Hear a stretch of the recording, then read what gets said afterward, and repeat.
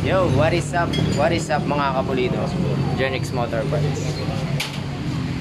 Customer tayong dayo, yan, taga Nueva Ecija. At may dayo yun, taga Cainta. Kukunin nila yung 4B na water cooled niya. Ang ganda pala ng buhok ko dahil nag-road test ako kanina. So intro muna bago natin reveal ang set ni Sir na tropa ni Norman. Intro muna. Sorry, it's DJ.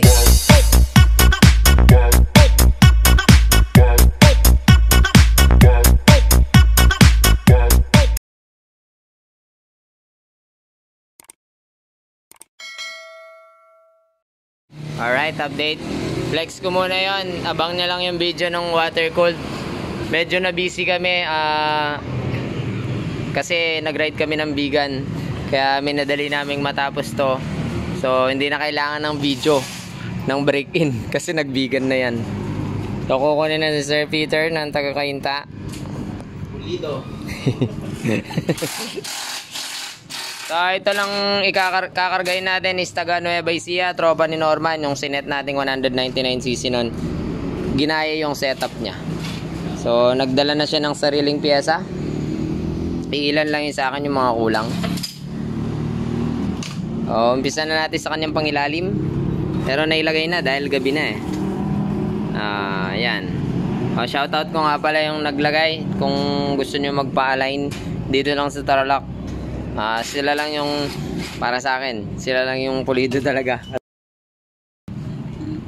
na mag-align ng sigunyal. Ito, Flores Reboring. Shoutout sa kanila. Pag nag-align yun, halos 100%, 0-0. Okay. Static balance pala tayo kasi 63mm yan. Forge piston. Tapos dito na connecting rod 97. Tapos ang pin niyan ay 3mm stock pin bearing. Tapos binago na rin natin mga side bearing niya. Oil pump nito is stock lang din. Bore out crankshell, ayan. Napakaswabe, di ba? Gamit ang ating mano-mano pangwalwal. Ay mano-mano, DIY pangwalwal. So ito yung Forge MTRT. Ito. Jiso, baka naman, Jiso na naman. RRGS pin 3. So plus 6 stroke yan, tapos 63mm. Mga patak siya na 199cc. Tensioner MP. Ito, medyo mataas to. Kyobo 7.5. Shout out Kobo Racing. Tapos air cleaner syempre sa atin nagaling MTRT Forge Ceramic. May dala siyang palaman kaso kinulang, kaya nagdagdag pa akong isang 1mm dowel. May dala siyang dowel pang TMX. Ang kanyang big bulb, ayan.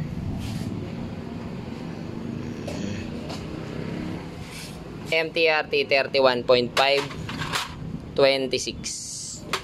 Tapos ang kanyang head ay MTRT syempre. Ayan. Shoutout muna natin ng mga basher. Mga basher, what's up? Ito yung para sa inyo. Joke lang. Yung mga basher ay mababait. Mababait sa personal, pero sa keyboard, warrior.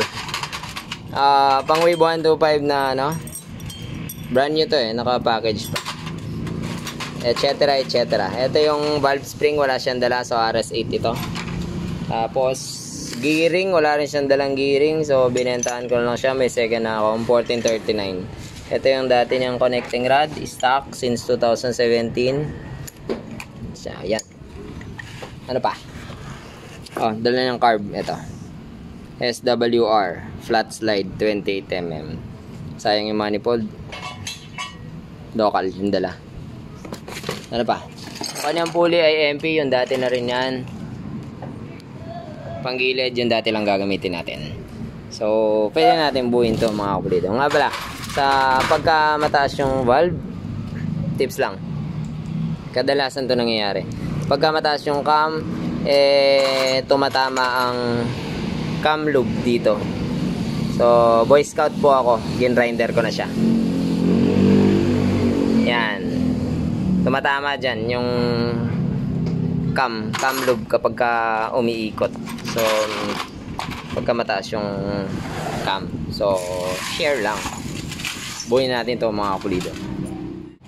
Alright, update mga kapulido. Ito yung isang senaryo. Overlap, halos dikit. So pass tayo dyan, lalo ang big valves ay high RPM. So pag nag valve float yan, sasabit nyan, tegi ang makina. So isa-safety natin to mga kapulido. Kung ASB sana, ASB, JBT, pag yung mga head na yun, medyo magkalayo yung valves nun, kaya okay lang. Pero kung ganito, mag-ingat-ingat ka. So ilalighten valve natin to, babawasan natin yung kanyang valve para maging safe. Let's go. Alright, update mga kapulido. So yan na yung overlap nya ngayon. Na-lighten valve na natin. Ayan o, lumayo na. Meron na siyang halos 1.5 mm.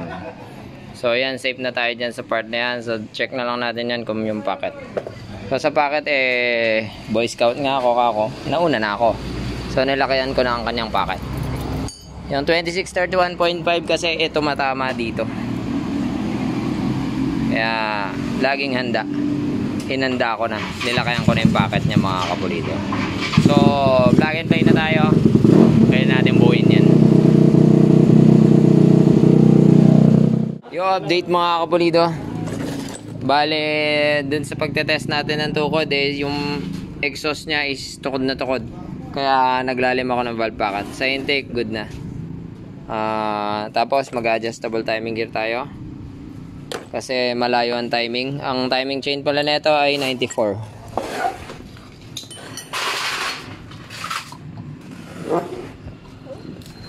Line flywheel.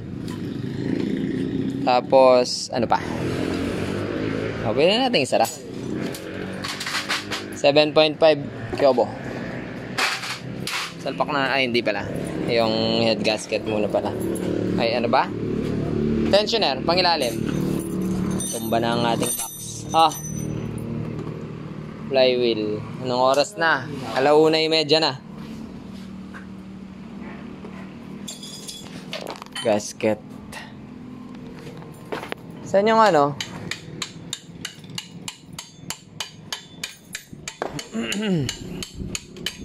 Chain guide pambaba.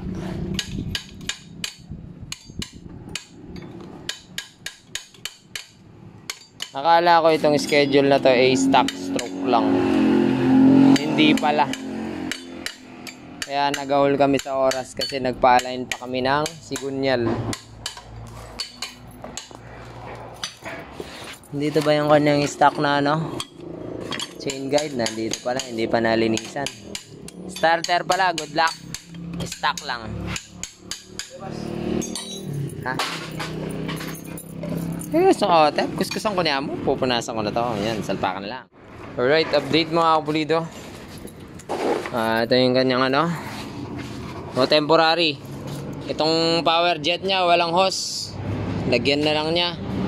Tapos tono na naman yun. Kulang-kulang kasi luma na yung ano, karburador. Tapos bulok pa nga sa loob nang wag sanang bara-bara. Pero nilinis ko na yung mga jet. Siyempre dahil may palaman yan, umabante yan. Umabante. So yung problemang senaryo dyan is yung elbow. Siyempre abante rin. Ang ginawa namin, nilakayan na lang yung butas or minove namin yung butas ng telephone bracket para umabante rin yung pipe. So yan, air cleaner naman. Syempre palit na rin yung stud na mahaba dun sa gilid dito kasi hindi na aabot yun. Baka may magalit, may air cleaner naka 63. Mga OA.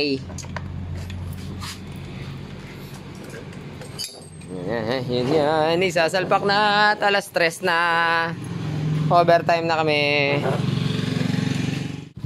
I-update. Grabe, ito yung pinaka-late naming natapos. Mag-alas 5 na ng umaga. Bali, ano lang natin, minor road test lang.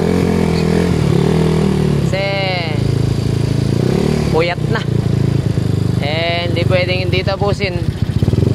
Kasi hindi namin expect na ano na papangilalim pala to. Ang kausap kasi niya si Norman. Ang isip namin, ang isip ko is stock ilalim lang. Nakapangilalim pala. Gagawin pala ng ilalim. So yung speed meter niya sira. Tapos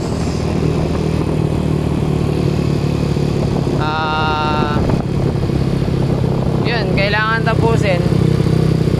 Medyo alanganin talaga sa oras. Hindi namin expect na may ilalim pala. Akala namin stock stroke. O yung cam medyo malagitik. 6.6 na yung clearance yan. Mababa na para matahimik lang. Pero medyo may lagitik talaga. Yun o. Sarap, pero masarap ang RPM ha.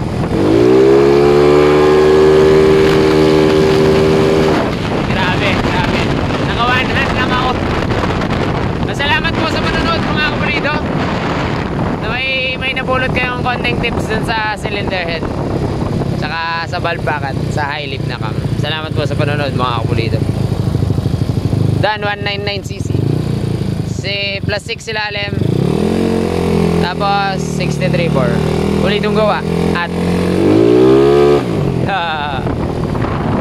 malakas yung umangat. So nakawanan lang ako no video, cellphone lang gamit. Bye bye po, till next video.